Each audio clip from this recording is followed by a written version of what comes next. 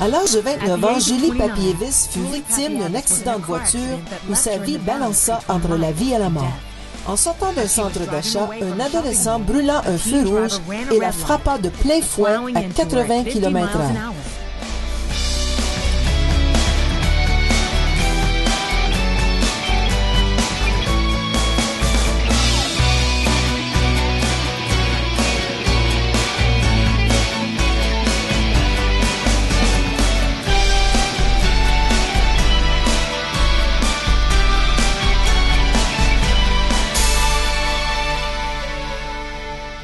Mais c'est une couronne incorruptible qu'on ramasse, Abel. Alléluia. La chorale d'Abel va chanter dans les cieux avec la chorale des anges.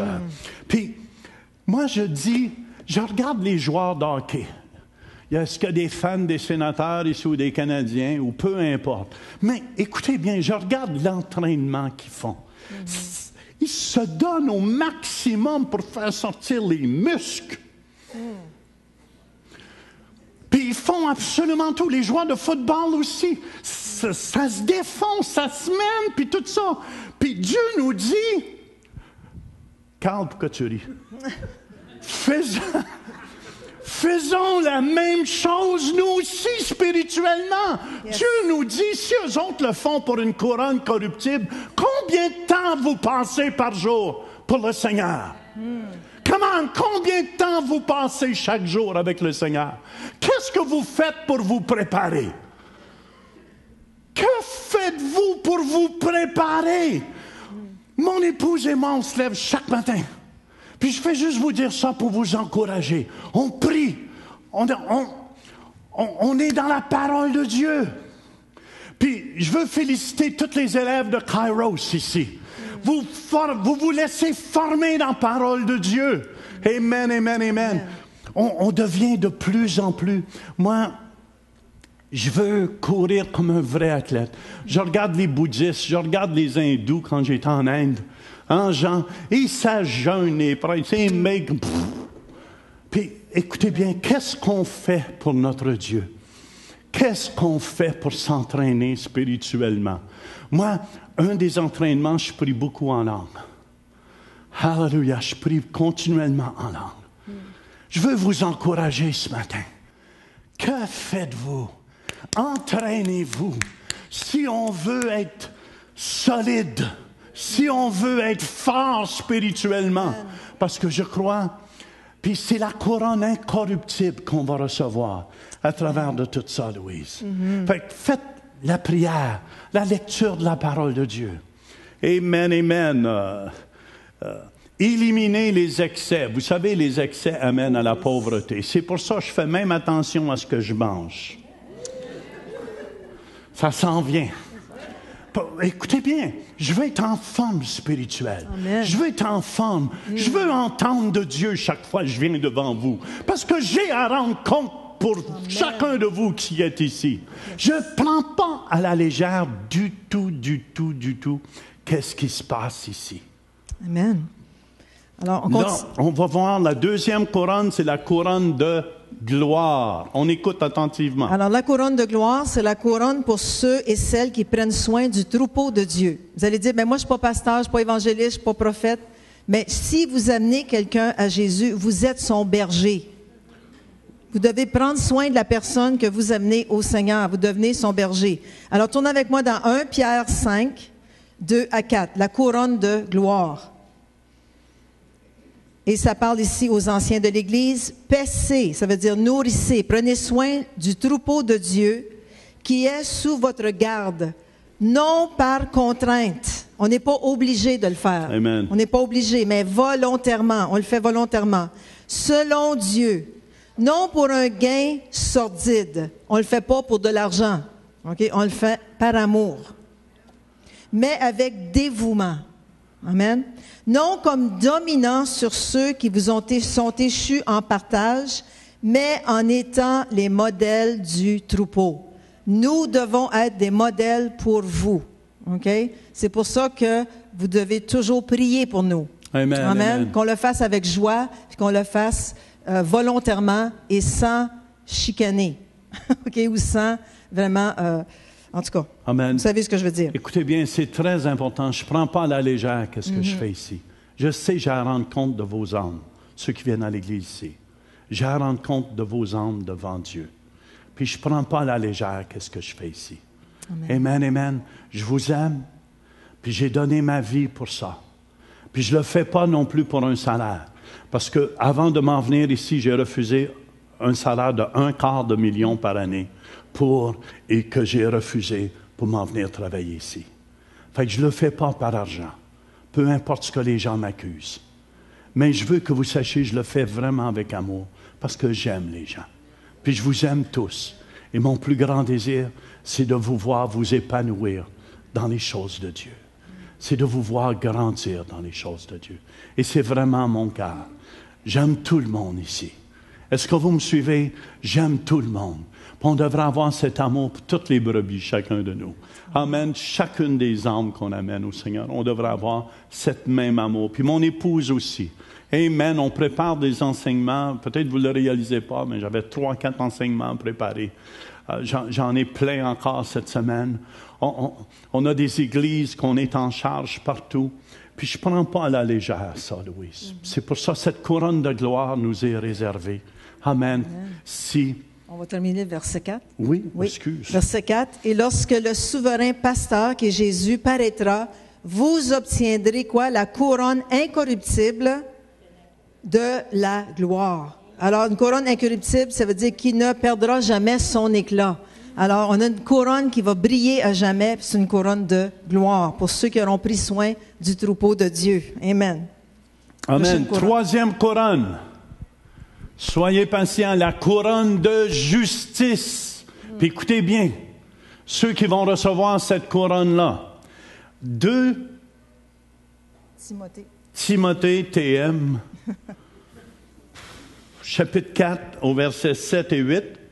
2 Timothée, chapitre 4, verset... Écoutez bien que ça dit. « J'ai combattu le bon combat. » Amen. C'est un combat de continuer avec le Seigneur. Il y en a beaucoup qui démissionnent avant. « J'ai combattu le bon combat. » Amen. Si vous êtes ici ce matin, j'ai achevé la course. Ça veut dire, écoutez bien, la couronne de justice vient seulement quand tu termines la course. C'est pour ça que je dis à tous mes jeunes ici, ça ne m'impressionne pas que vous sautez en avant. Je veux vous voir à la fin de la course sauter. Amen. Les jeunes, écoutez bien, c'est important. Pour avoir ce couronne-là, il faut achever la course. Il faut terminer la course. C'est pas qu'est-ce que vous avez de l'air au début de la course. Tout le monde sont là, hurrah, hurrah, hurrah. Mais c'est à la fin de la course. C'est ceux qui sont bien entraînés, qui ont été fidèles dans l'entraînement. Amen, amen, qui vont terminer la course. J'ai combattu le bon combat. J'ai achevé la course. J'ai gardé la foi. La foi, écoutez bien, c'est avec ça qu'on fonctionne dans le royaume de Dieu. Sans la foi, tu ne peux pas plaire à Dieu. J'ai gardé la foi. L'ennemi, c'est toujours de vous faire douter de la parole de Dieu. « Ah, je l'ai essayé, ça ne marche pas. » Si c'est ça vous dites que Dieu est menteur et l'ennemi a gagné. Vous ne gardez pas la foi. C'est pour ça que je vous encourage, gardez la foi jusqu'au bout. Peu importe si vos voisins, vos voisines ne continuent pas. Moi et ma famille, nous servirons l'Éternel. Amen. Gardez la foi jusqu'à la fin. Peu importe si les gens autour de vous ne gardent pas la foi. Vous gardez la foi. Puis ça nous dit désormais, la couronne de justice m'est réservée. Amen. Le Seigneur, le juste juge, donnera dans ce jour-là, et non seulement à moi, mais encore à tous ceux qui auront aimé son avènement. Je pensais à ça ce matin au premier service. Imaginez, je suis après prêcher. Verriez-vous ça que l'enlèvement arriverait comme ça? Yes. Qu'on décollerait tout ensemble. Il y en a-tu qui resteraient assis ici? Je ne sais pas. Mais si on décolle tout puis vous restez assis ici, mettez-vous à genoux tout de suite. Puis demandez à Jésus de l'aide. Ça va presser aussi. Amen. Mais imaginez-vous, ceux qui auront aimé son avènement vont avoir cette couronne de justice. Je le sais que mon Jésus revient bientôt. Yes. Hallelujah! Yes. Yes! C'est ça qui me donne le goût de continuer à faire ce que je fais. Ça fait 35 ans que je fais ça. Amen, amen. Puis j'ai pas honte de l'évangile de Jésus-Christ. Est-ce que vous m'entendez? J'ai pas honte de l'évangile. J'étais avec le député du Burundi dans mon bureau. Puis croyez-le, tout ce que j'ai parlé avec le représentant du Burundi au Canada, et ils ont venu me voir cette semaine. Savez-vous de quoi j'ai parlé? De Jésus! Alléluia! Amen. Yes. Amen. Fait que je veux vous encourager parce que vous êtes peut-être le seul outil à travers laquelle... C'est pour ça que j'ai remercié André et Pauline. Parce qu'on va enlever... Puis, ayez pas peur de faire une prière de repentance avec les gens. Parce qu'on va les enlever au diable à dernière minute. Yes. Amen, amen. Le diable qui les a gagnés. Amen. Alléluia. La prochaine couronne, c'est la couronne de vie. Alors, c'est la couronne pour ceux qui sont fidèles et qui supportent patiemment la tentation. Alors, tournez avec moi dans Jacques 1, au verset 12. Puis après ce couronne-là, on va écouter un DVD de quelqu'un qui est mort, qui a eu une expérience du ciel. Alors, Jacques 1, verset 12, ça nous dit « Heureux, dites heureux, Heureux. L'homme, et je rajoute la femme, qui supporte patiemment la tentation. Car après avoir été éprouvé, il recevra quoi? La couronne de vie que le Seigneur a promise à ceux qui l'aiment. Est-ce que vous aimez Dieu ce matin? Amen. Alors, le Seigneur nous promet une couronne de vie. Le mot vie ici, c'est le mot Zoé. Le mot Zoé, c'est la vie réelle et véritable qui vient de Dieu. Une vie active et vigoureuse et bénie, et qui aboutira après la résurrection dans un corps parfait pour l'éternité. On va avoir un corps parfait. Il n'y a pas d'obésité au ciel, il n'y a pas de maigreur au ciel. On a un corps parfait, on a une vie parfaite. Vous allez être peut-être les hommes formés comme le pasteur ici, voyez-vous, avec ses muscles. Mais on a un corps parfait, on a une vie, une vitalité qui vient de Dieu. On ne sera jamais fatigué. Alléluia. On va toujours être en forme pour louer notre Dieu, gloire à Dieu. Puis aujourd'hui même, on a cette vie Zoé qui est disponible pour chacun de nous. Malgré notre âge avancé, surtout celle à mon mari. Surtout celle de ma femme. Non, surtout celle-là. On a quand même une vitalité qui vient de Dieu. Je regarde nos aînés dans l'église, monsieur et madame Carignan, c'est plein de vie, ça, puis ça n'a pas loin de je sais pas combien, je ne dirai pas combien vous avez. Elle ne dit pas. Hein, c'est bien une femme, ça, hein? Mais on est rempli de vie. Dis à ton voisin, tu as la vie de Dieu en toi. Toi, quel âge tu vas avoir? Je ne dis rien, moi. Tu es aussi jeune que qu'est-ce que tu ressens dans ton cœur. Je me sens jeune. Je suis jeune.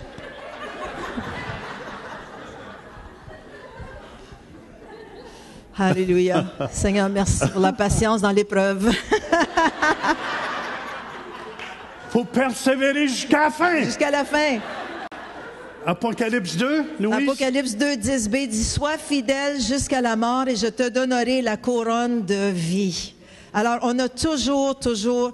Il va nous arriver des tentations et des épreuves dans nos vies. Tout le monde en a, n'est-ce pas? Mais il faut les supporter patiemment avec l'aide de Dieu. On est capable de passer à travers parce qu'aucune tentation qui nous est survenue est au-dessus de nos forces. Mais Dieu nous donne la force de passer à travers. Amen. Mais il faut lui faire confiance. Puis on va recevoir la couronne de vie. Amen. On va regarder le prochain vidéo qui est quelques minutes. Et cette vidéo nous parle d'une jeune femme qui s'appelle Julie. À l'âge de 29 ans, elle a eu un accident d'auto et le tronc cérébral, a été fracturé ou presque fracturé. C'est le centre vital d'une personne, son tronc cérébral. Et le médecin dit, tu ne peux pas exister sans ce tronc cérébral. Alors, elle a été plusieurs semaines dans le coma.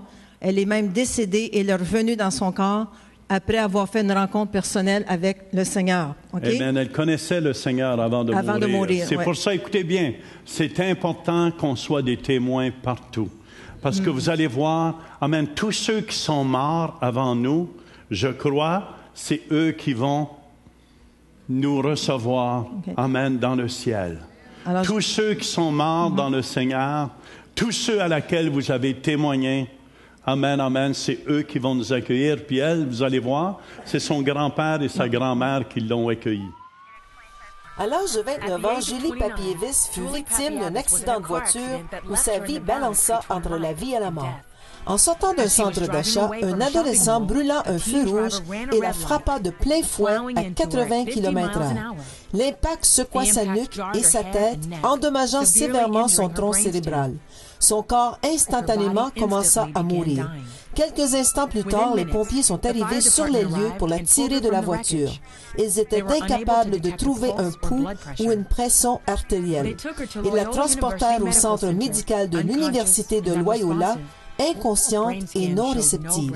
Le scanner du cerveau ne démontra aucune activité cérébrale. Le tronc cérébral est vraiment le centre vital d'où l'on respire, qui contrôle notre cœur. C'est le centre de notre vie. Nous ne pouvons pas exister sans un tronc cérébral. N'importe quelle personne ayant les pupilles en épingle et une posture anormale comme elle avait, aura eu un taux de survie très faible. Elle avait une blessure sérieuse au tronc cérébral dont je ne pensais pas qu'elle se réveillerait. Julie resta non réceptive dans un état comateux.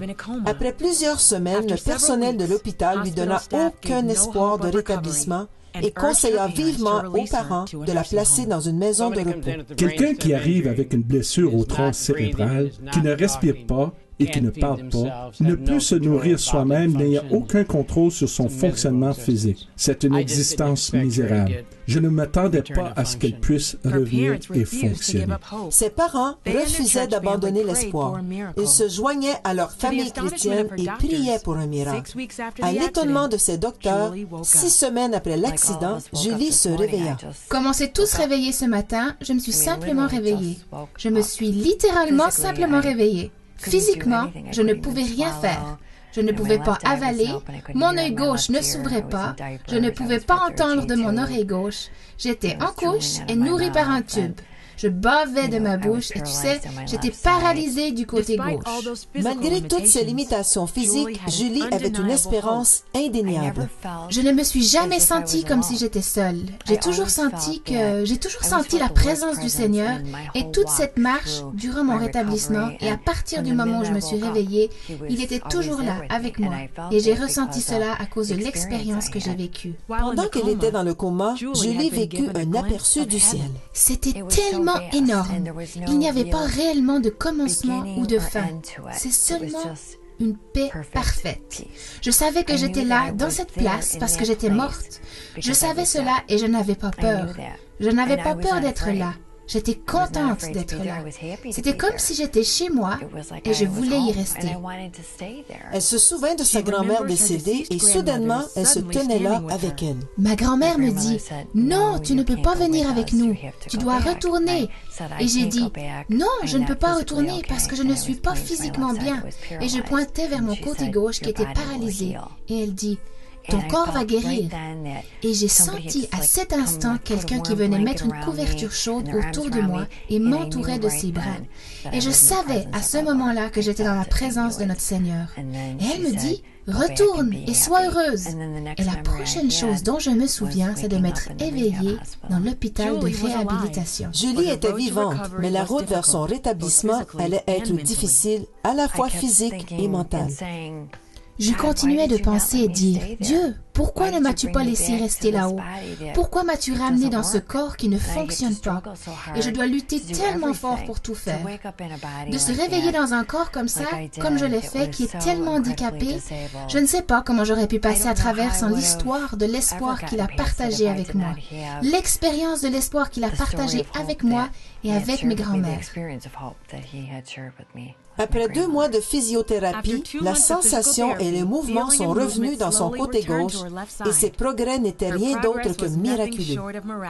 Avec le genre de blessure que Julie avait subi, ses chances de survie étaient de 4%. La plupart du temps, les personnes ayant 4% de chances de survie, vivant plus de 6 mois, souvent sont placées dans des maisons de soins prolongés avec un handicap sévère ou un état végétatif persistant. Son rétablissement n'était pas dû à la médecine, mais était dû à des événements miraculeux. Un miracle s'est produit parce que, théoriquement, elle aurait dû mourir. Le progrès de Julie allait tellement bien qu'en 2007, 10 ans après son accident, elle s'entraîne et finit un triathlon.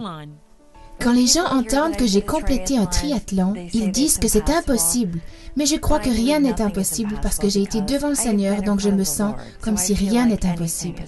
Aujourd'hui, Julie partage un message d'espoir avec un but, avec d'autres qui ont subi des blessures similaires. Je veux que les gens sachent vraiment qu'au-dedans d'eux-mêmes, ils ont de la valeur. Il n'y a rien de plus important qu'eux-mêmes à travers ces circonstances. Elle a aussi écrit un livre à propos de son expérience et son rétablissement intitulé « Retourne et sois heureuse ». J'ai plus de buts ici sur terre à remplir et je prends cela au sérieux. Le Seigneur est avec moi, ce que je savais, mais c'est beaucoup plus clair. Il était avec moi à travers tout et il y a une bonne raison pour ma vie. Je sens une relation personnelle beaucoup plus proche maintenant. Il a définitivement une raison pour ma vie, pour cette histoire et ce cadeau d'espoir.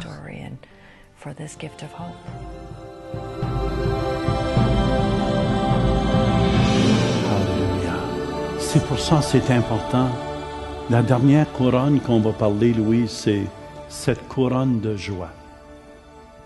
Puis écoutez bien. Amen. La couronne de joie, c'est pour les gagnants d'âme. C'est pour ceux qui vont gagner des âmes. Les gagnants d'âme. Parce que la seule chose qu'on peut amener, votre or, votre argent, votre maison va rester ici-bas, puis ça va tout pourrir un jour.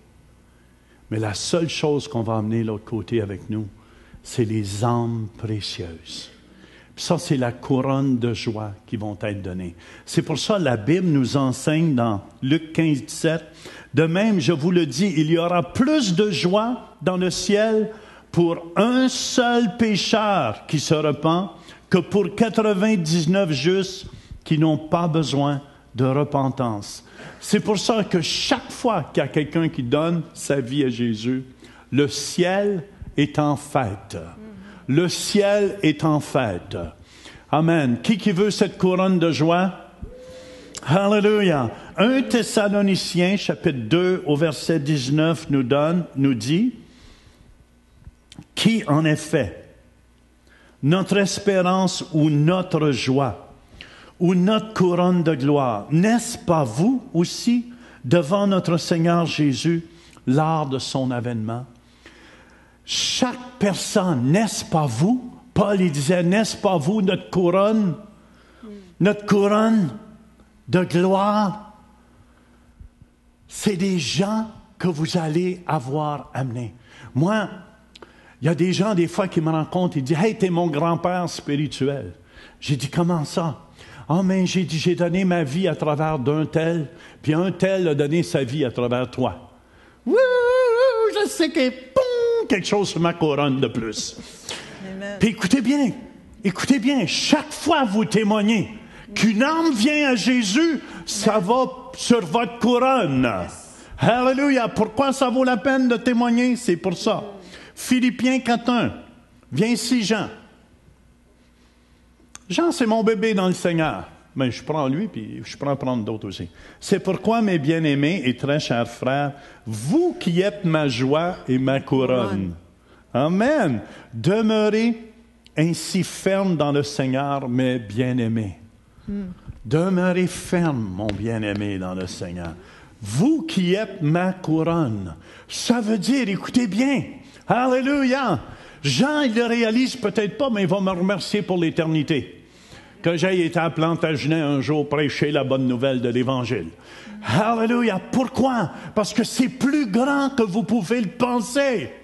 C'est plus grand amener une âme au Seigneur qui est sauvée pour l'éternité. Ça va sur ma couronne. Est-ce que votre couronne est décorée? Est-ce que votre couronne est décorée? Victoire, Sainte Victoire, est-ce que ta couronne est décorée?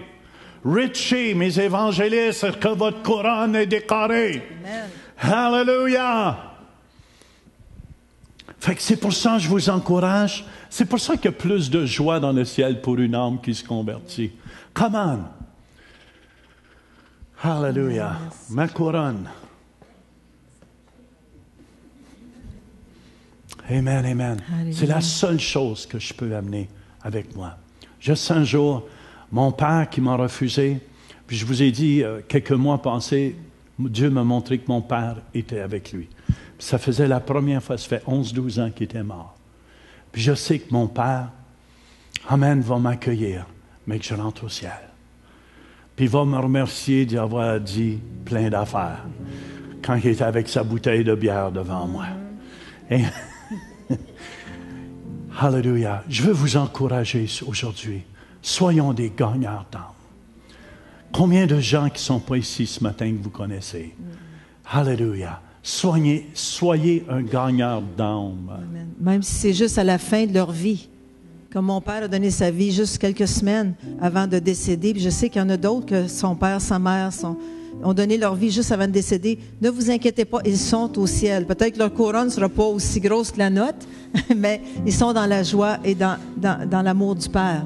Okay? Alors ne vous inquiétez pas. Soyons juste dans la joie, je pense, d'être chrétiens, nés de nouveau, des enfants de Dieu, remplis du Saint-Esprit. Moi, je suis contente. Ça fait aussi longtemps que mon mari que je suis chrétienne. Peut-être 6 mois de moins. Oui, parce que tu avais la tête plus dure. C'est ça, j'avais la tête dure. Puis, il a fallu beaucoup de persévérance, mais finalement, je suis venue au Seigneur. Puis aujourd'hui, je vais avoir droit aussi à la même récompense que lui. Amen. Puis vous allez avoir droit à la même récompense que nous, parce qu'on est tous ensemble. Pour le royaume de Dieu, on est là pour faire grandir le royaume de Dieu. Amen. C'est pour ça qu'on a une mission, chacun de nous. Praise God. C'est pour ça que j'ai bien aimé, il y a notre réunion d'hommes. Comprends-tu combien de gens qui ne sont pas ici un matin? Puis je vous dis, on est peut-être les seuls qui peuvent aller témoigner de Jésus. Moi, les gens, retournez-vous pas vers moi. Je ne peux pas tout faire. Amen. Mais le mandat nous a été donné à chacun de nous. Matthieu 28, 19 et 20. Allez, faites de toutes les nations des disciples, les baptisant au nom du Père, du Fils et du Saint-Esprit. Et enseignez-leur à observer tout ce que je vous ai prescrit. Et voici, je suis avec vous tous les jours jusqu'à la fin du monde. Amen. Je veux amener le maximum d'âmes avec moi. Est-ce que vous me suivez, frères et sœurs? Une âme est importante. Je vous dis que si les gens n'ont pas Jésus, ils n'entrent pas dans le royaume de Dieu. C'est pour ça qu'on ne perd pas notre temps ici. L'endroit pour ces gens-là, c'est l'enfer que la Bible dit. Mais le ciel est réservé pour tous ses enfants. C'est un endroit de paix, de joie. Visitez le site web centreréveil.com pour participer à nos services en direct. Pour un don mensuel de 20 $ ou plus, devenez partenaire de l'émission Réveil et recevez le DVD du mois. Vous pouvez faire vos dons en ligne avec Visa et Mastercard ou un chèque par la poste. Et nous apprécions votre soutien.